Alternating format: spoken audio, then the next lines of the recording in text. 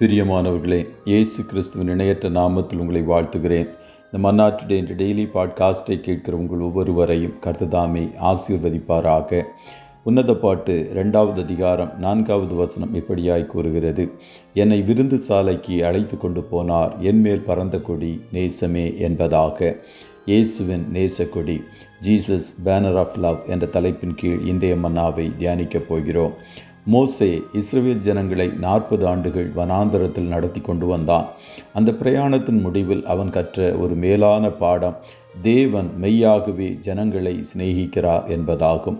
உன்னத பாட்டு 2வது அதிகாரத்தில் மணவாளனுக்கும் மணவாட்டிக்கும் இடையே நடக்கிற உரையாடலை குறித்து எழுதப்பட்டிருக்கிறது. மணவாட்டி, நான் சாரோனின் ரோஜாவும் பள்ளத்தாக்குகளின் லீலி புஷ்பமுமாயிருக்கிறேன் என்கிறாள். மணவாளன், முள்ளுகளுக்குள்ளே லீலி புஷ்பம் எப்படி இருக்கிறதோ அப்படியே குமாரத்திகளுக்குள்ளே எனக்கு பிரியமானவளும் இருக்கிறாள் என்கிறார். பின்பு மணவாட்டி, காட்டு மரங்களுக்குள்ளே கிச்சிலி மரம் எப்படி இருக்கிறதோ அப்படியே குமாரர்களுக்குள்ளே என் நேசர் இருக்கிறார், அதன் நிழலிலே வாஞ்சியாய் உட்காருகிறேன், அதன் கனி என் வாய்க்கு மதுரமாயிருக்கிறது. என்னை விருந்து சாலைக்கு அழைத்து கொண்டு போனார், என்மேல் அவருடைய நேசக்கொடி பறக்கிறது என்கிறாள். மணவாளனுடைய நேசத்தின் மேன்மையை மணவாட்டி புரிந்து கொள்ளுகிறாள். ஆண்டவருடைய சுபாவங்களில் ஒன்று, அவர் அன்புள்ளவர். அவர் நம்மேல் வைத்த அன்பு ஒரு நாளும் மாறாது. அவர் அன்பாகவே இருக்கிறார். பிதாவின் அன்பு அவருடைய ஒரே பேரான குமாரனை நமக்காய் தந்தருளினதில் வெளிப்பட்டது. இயேசுவின் அன்பு நாம் பாவிகளாய் இருக்கையில் முந்தி நம்மிடத்தில் அன்பு கூர்ந்து கல்வாரி சிலுவையில் ஜீவனை கொடுத்ததில் வெளிப்பட்டது. பரிசுத்த ஆவியாகிய தேவனாலே அந்த அன்பு நம்முடைய இருதயங்களில் ஊற்றப்பட்டிருக்கிறது. கர்த்தருடைய பிள்ளைகளே, ஒரு புதிய மாதத்திற்குள் பிரவேசித்திருக்கிற உங்கள் ஒவ்வொருவரையும் ஆண்டவருடைய அன்பு பாதுகாத்து பராமரித்து நடத்தும். உங்களை நேசிக்கிற ஆண்டவர் உங்கள் தேவைகளை எல்லாம் சந்திப்பார். அவருடைய நேசக்கொடி உங்கள் மேல் பறக்கும்போது நீங்கள் இயேசுனுடையவர்கள் என்பதை உலகத்தின் ஜனங்கள் காண்பார்கள். நீங்கள் கொடிகள் பறக்கும் படையின் அங்கத்தினர்களாய் காணப்படும் போது சத்துரு உங்களை ஒரு நாளும் மேற்கொள்ள முடியாது. நீங்கள் அவருடைய அன்பிற்கு பாத்திரவான்களாய் மட்டும் காணப்படுங்கள். எபேசு சபையின் விசுவாசிகளைப் போல ஆண்டவர் மேல் கொண்ட அன்பை விட்டு விடாதிருங்கள்.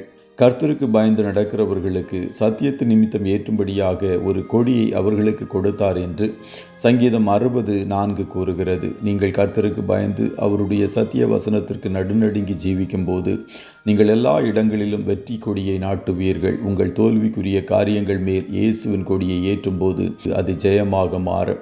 கர்த்தர் உங்கள் ஒவ்வொருவரையும் ஆசீர்வதிப்பாராக. ஜெபம் செய்வோமா? நல்ல தகப்பனே, உம்மை நன்றியோடு துதிக்கிறோம். இந்த மன்னா டுடே என்ற டெய்லி பாட்காஸ்டை கேட்கிற உடைய பிள்ளைகள் ஒவ்வொருவரையும் கர்த்தர் ஆசீர்வதிப்பீராக.